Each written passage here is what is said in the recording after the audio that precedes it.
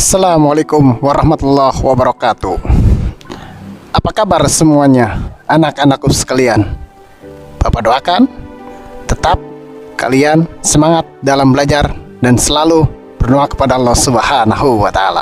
Anak-anak sekalian yang Bapak cintai, hari ini Bapak akan menyampaikan pembelajaran bahasa Indonesia untuk kelas 9, yaitu menyampaikan pidato persuasif. Anak-anak sekalian, pada materi hari ini Bapak akan menyampaikan kompetensi dasar 3.3 dan 4.3, yaitu yang berhubungan dengan menyampaikan pidato persuasif. Kompetensi dasar 3.3, mengidentifikasi gagasan, pikiran, pandangan, arahan atau pesan dalam pidato persuasif tentang permasalahan aktual yang didengar dan dibaca. Yang kedua, 4.3, menyimpulkan gagasan, pandangan, arahan atau pesan dalam pidato, lingkungan hidup, kondisi sosial, dan atau keragaman budaya yang didengar dan dibaca. Tujuan pembelajaran pada hari ini adalah mengidentifikasi gagasan, pikiran, pandangan, arahan atau pesan dalam pidato. Jadi ada gagasan, pemikiran, pandangan, arahan atau pesan dalam pidato yang disampaikan oleh seseorang dalam kegiatan berpidato. Kemudian yang kedua, menjelaskan gagasan, pikiran, pandangan, arahan atau pesan dalam pidato dan sudut pandang tertentu. Jadi pemikiran, pandangan ini dari sudut pandang tertentu yang menyampaikan pidato tersebut. Kita harus tahu dulu, pidato adalah menyampaikan gagasan, pikiran, atau informasi serta tujuan dari pembicara kepada orang lain, audien, dengan cara lisan. Jadi pidato itu disampaikan secara lisan. Kemudian pidato juga bisa diartikan sebagai the art of persuasion, yaitu sebagai seni membujuk. Berpidato ada hubungannya dengan retorika. Retorik yaitu seni menggunakan bahasa dengan efektif. Kemudian yang selanjutnya, berpidato bukanlah suatu pekerjaan yang sederhana, karena dalam berpidato menyangkut beberapa unsur penting seperti berbicara, pendengar, tujuan dan isi pidato, serta persiapan teknik dan etika dalam berpidato. Jadi dalam berbicara harus tegas, lantang, tepat, dan lihat audiennya. Jadi di mana tempat dan lokasinya ketika kita berbicara. Baiklah, itulah yang harus kalian ketahui tentang bagaimana cara berpidato, menyampaikan pidato persuasif. Anda sekalian, ada unsur-unsur dalam berpidato. Yang pertama, ada pendahuluan. Yang kedua, salam pembuka. Yang ketiga, sapaan. Yang keempat, puji syukur. Yang kelima, isi pidato. Yang keenam, penutup pidato. Yang ketujuh, salam penutup. Jadi itulah unsur-unsur dalam pidato. Ketika kita mau menyampaikan sesuatu, pasti ada unsur-unsur tersebut di dalamnya. Maka perhatikan unsur-unsur tersebut sebelum kita membuat suatu teks pidato yang ingin disampaikan kepada audien. Tempatnya mau di sekolah, di masyarakat, lingkungan setempat. Ciri-ciri pidato. Yang pertama, pidato harus memiliki tujuan yang jelas. Yang kedua, sebuah pidato harus mengandung atau memuat kebenaran, bukan hoax. Ketiga, menyampaikan pidato harus jelas dan semenarik mungkin. Yang keempat, pidato harus bersifat efektif, dapat diselingi dengan humor supaya audien juga tidak ngantuk. Yang kelima, menyampaikan pidato menggunakan artikulasi, intonasi, dan volume yang terang dan jelas. Maka itulah ciri-ciri dalam berpidato. Baiklah anak sekalian, mari kita sama-sama menyimak contoh video. Assalamualaikum warahmatullahi wabarakatuh. Perkenalkan, nama saya Duha. Saya dari SMP Negeri Saroboga. Puji dan syukur kita panjatkan kehadirat Tuhan Yang Maha Esa, Allah Subhanahu wa Ta'ala. karena kita masih diberikan nikmat kesehatan, nikmat kesempatan untuk bisa berkumpul bersama-sama di sini.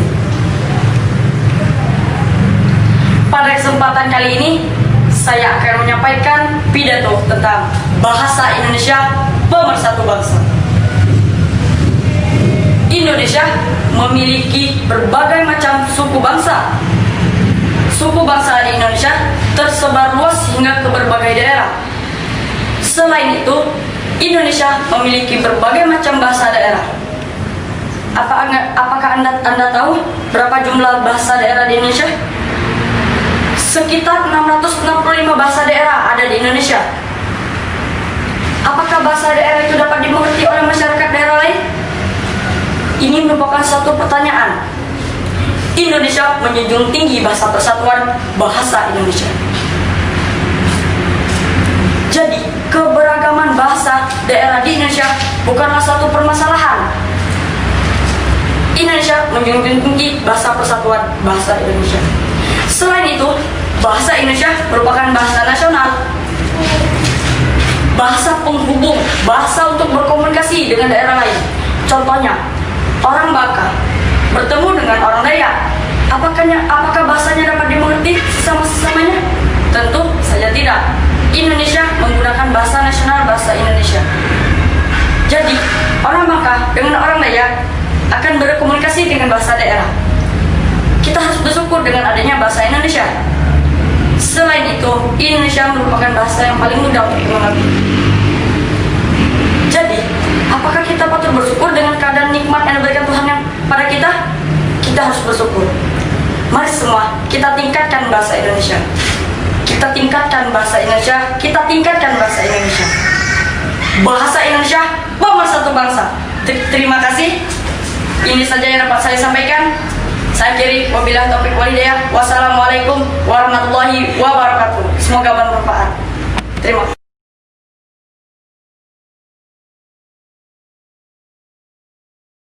Baiklah anakku sekalian yang Bapak cintai, pembelajaran sudah selesai.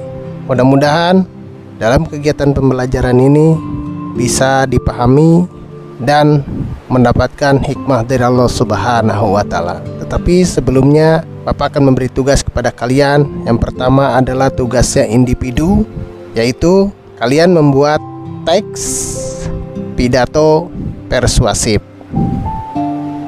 Bagaimana cara menyampaikan pidato persuasif? Yang kedua, setelah kalian membuat teksnya, kalian bisa menyampaikan dalam bentuk lisan. Jadi, kalian nanti menyampaikan pidato tersebut dalam bentuk lisan tanpa teks. Nah, jadi ada dua. Yang pertama, kalian menulis dulu teks, cara penulisan, menyampaikan pidato persuasif.